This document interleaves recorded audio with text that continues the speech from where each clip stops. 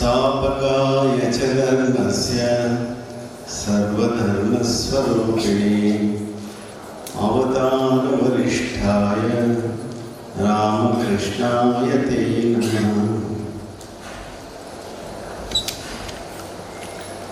రామకృష్ణ భావ ప్రచారం గురించి నాకు ఒక విషయం గుర్తొస్తుంది. అప్పుడు నేను మేఘాలయంలో ఉండేవాడిని.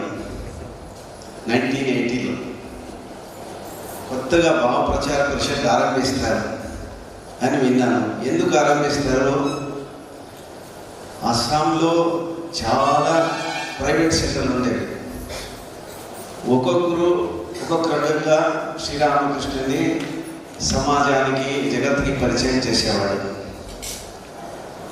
సర్వమత సర్వభావ సర్వసంపద శ్రీరామకృష్ణులు, అనంత భావములతో కూడిన శ్రీరామకృష్ణుని ఒక్కొక్కరు ఒక్కొక్క రకంగా, కొందరు చిన్నగా చేసి, కొందరు పెద్దగా చేసి, కొందరు సర్వ పరిపూర్ణ రూపంలో పరిచయం చేసేవాడు.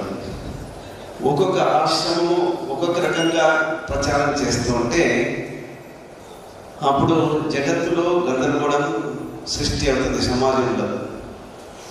అందుకని ఎన్ని ప్రైవేట్ ఆశ్రమాలు ఉన్నాయి, అందరూ ఒక చోటు చేరి రామకృష్ణుని సంపూర్ణంగా ఒక పరిపూర్ణ వ్యక్తిత్వంగా జగత్తుకు పరిచయం చేయాలి, వారి యొక్క కృపను అందరూ పొందాలి, జగత్తు పొందాలి అని వారు అప్పుడు పరిషత్తును ఆరంభించారు. శ్రీరామకృష్ణ భావాందోళన అంటారు. కొత్తగా ఆధ్యాత్మిక భావంతో కూడిన శ్రీరామకృష్ణుల జీవితాన్ని జగత్తుకు పరిచయం చేసి ఆధ్యాత్మిక జగత్తులో ఒక ఆందోళన, రెనెసాన్స్, స్పిరిచువల్ రెనెసాన్స్ తీసుకురావాలని ఉద్దేశం. పూజ్యపాద స్వామి వీరేశ్వరానందులు ప్రధానంగా దీన్ని ఆలోచించి అప్పుడు ఏర్పాటు చేశారు.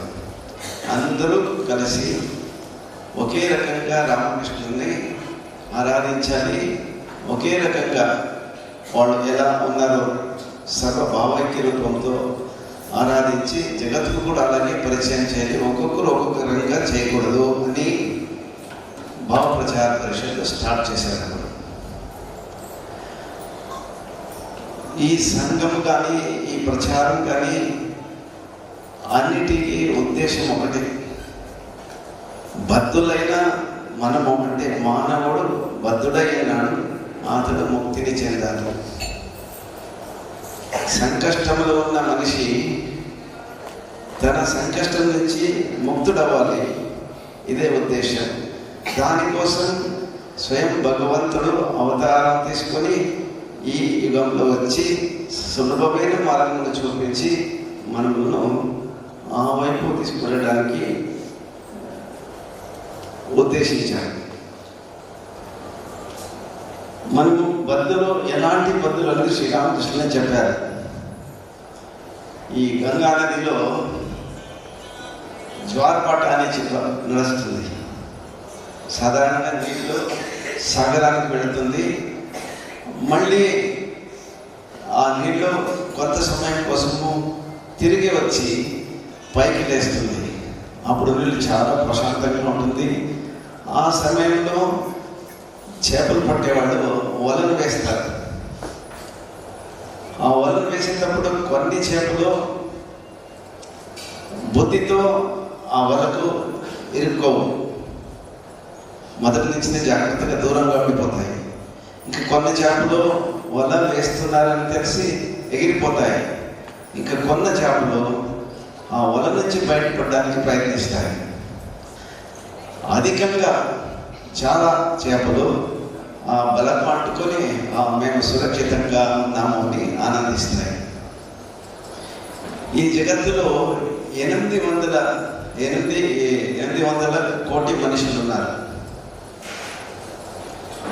అందులో ఎక్కువగా అలా వలకు కామిని కాంచిన ప్రాపంచిక విషయాల్లో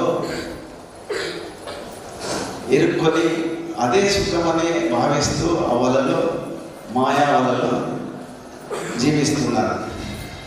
వేరే ఏ భావం వాళ్ళకి కలగదు. అయితే కొంతమంది భాగ్యవంతులు, ఎవరికైతే వివేక శక్తి, భగవత్ కృప ఇవన్నీ జాగృతమయ్యాయో వాళ్ళు అక్కడి నుంచి, అంటే ఈ మాయా సంసారం నుంచి బయటికి రావడానికి ప్రయత్నిస్తారు. అలా వచ్చిన వాళ్ళు మనమందరూ. ఇలా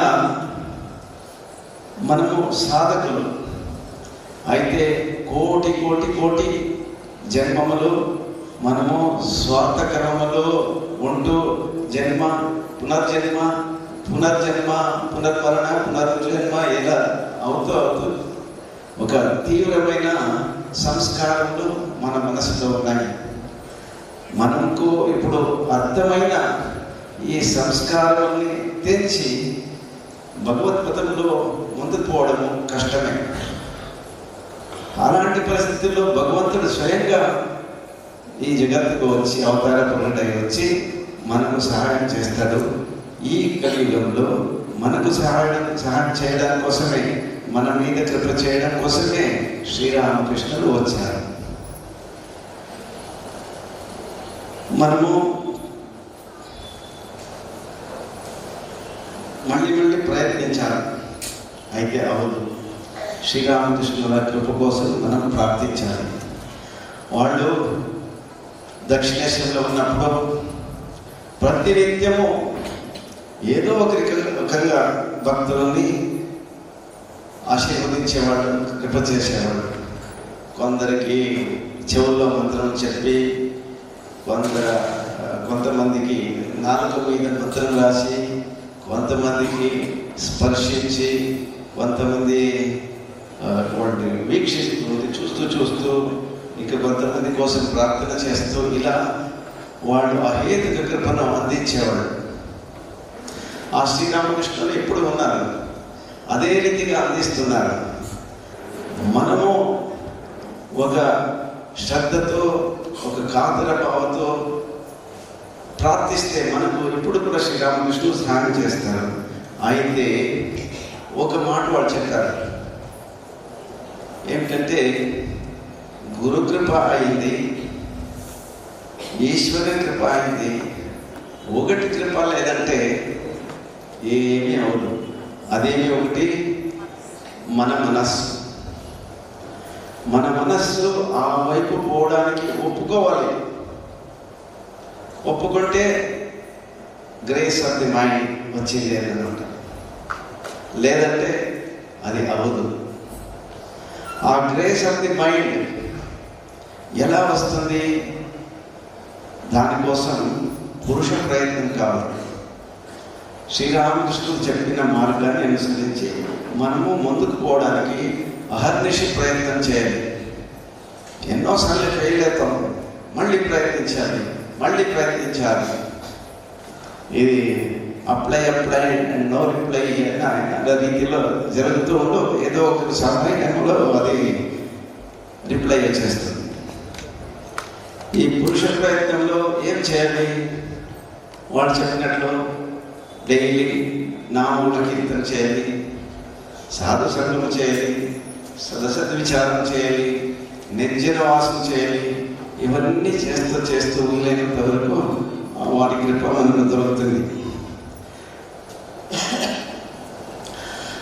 అలా చేస్తున్నప్పుడు మన మనస్సు జపంతో శుద్ధమై మన పాపాలు క్షీణించి భగవంతుని వైపు పోవడానికి ఒక అంతర్ముఖీన భావం మనలో కలుగుతుంది.